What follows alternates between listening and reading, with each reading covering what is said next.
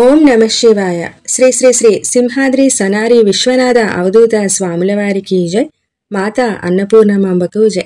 అందరికీ నమస్తే అండి. ఈనాటి స్వామివారి మహిమాన్విత జీవిత విశేషం తెలుసుకుందాం. అంతా ప్రభువుల వారు ఆనందమున విశ్వనాథాచార్యుల వారికి పాదపూజలు చేసి, స్వామి, నా జీవితము ధన్యత్వము చెందినదని అనేక విధముల ప్రార్థించిరి. వీరి ఇరువురి సంభాషణ చెట్టుచాటు నుంచి గమనించుచున్న గోవుల కాచే బాలుడు స్వామివారు మహారాజు గారికి చెప్పిన ప్రాణాయామ సాధనము చేయవలెనని నిశ్చయించుకొనిరి.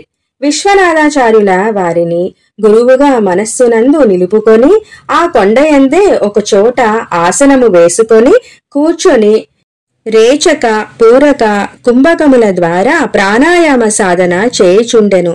ఇది అంతయు స్వామివారు దివ్య దృష్టిచే గమనించి గోపబాలునికి దృఢ దీక్షకు మెచ్చి ఆ బాలకుని ఆశీర్వదించి, నాయనా, నీవు కనిపించకపోయేసరికి నీ తల్లిదండ్రులు ఆందోళన చెందుచుండిరి. కావున నీవు నీ గృహమునకేగి వారికి శాంతిని చేకూర్చుము. అటు పిమ్మట ఈ ప్రాణాయామ సాధనను అభ్యసించి తరించుము. ఇది నా ఆజ్ఞగా భావించుము. నీ తల్లిదండ్రుల కోరిక మేరకు గృహస్థుడివి అయ్యి తరించుము. లెమ్ము, ఇంటికి వెళ్ళుము అని చెప్పిరి. అంతా ఆ గోపబాలుడు స్వామివారి ఆజ్ఞను అనుసరించి ఇంటికి బయలుదేరి వెళ్ళెను.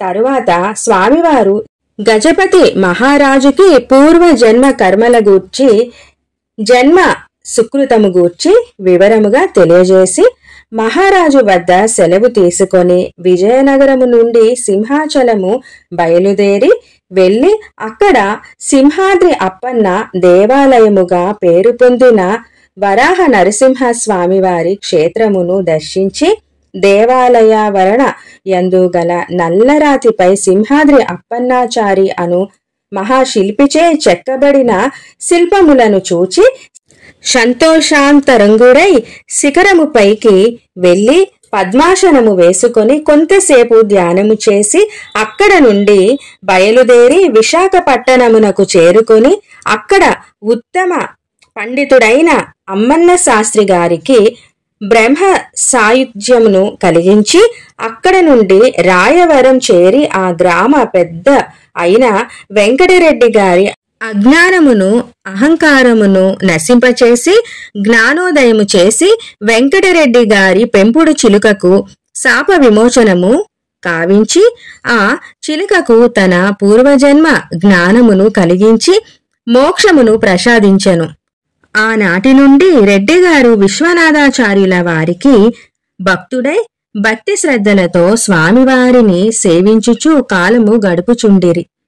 అంతా స్వామివారు అక్కడి నుండి బయలుదేరి ద్రాక్షారామము చేరిరి. అక్కడ గ్రామదేవత అయిన భద్రకాళి అమ్మవారు రాత్రులందు మహమ్మారిగా మారి కనపడిన బర్రెలను, గొర్రెలను, మనుషులను బలి తీసుకుంటూ ప్రజలను భయభ్రాంతులకు గురిచేయుచున్నదని తెలుసుకున్న స్వామివారు ఆ గ్రామ ప్రజల భయభ్రాంతులకు కారణమైన సమస్యను తీర్చవలెను అని సంకల్పించిరి.